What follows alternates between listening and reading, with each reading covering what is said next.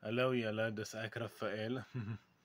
Ek wil ons het so lank laas gepraat eers van alles. Hoe gaan dit met julle? Gaan dit goed? Is alles okay daar by julle? Ek wil julle graag inlig op die feit dat ek 19 geword het op die 26ste Maart. Ek dink so 2 weke gelede of selfs 'n klein bietjie meer.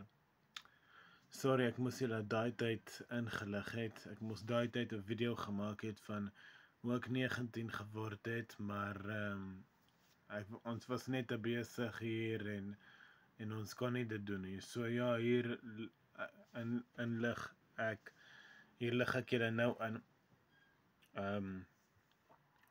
dat ek 19 nou is. As of right now, 2025, I'm 19 years old. Ek is nou 19, my vriende. Ek kan dit net nie glo nie.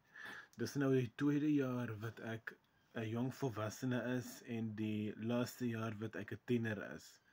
Die tyd vlieg so vinnig verby. Ek kan dit amper nie glo nie. Ek is so geskok dat ek nou 19 is, my vriende.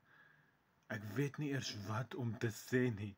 Ek weet nie wat om te sê hiervoor nie. Ek is baie geskok en my sussie is al 21.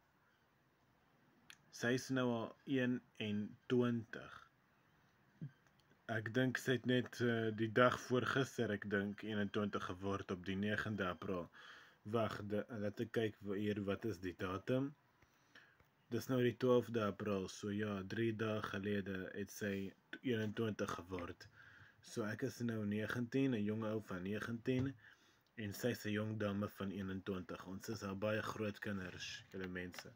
Kan dit net nie glo nie. Dit voel asof ons net gister 5 jaar oud was. Net gister. En my ma sê vir ons die hele tyd dat dit voel vir haar asof ons klein babietjies in haar arms was net gister. So sy so geskok. Sy kan dit amper nie glo nie. En ja, ek wil ook vir julle sê geseënde Pasga vir julle almal. Dis nou Pasga. Julle weet die fees van die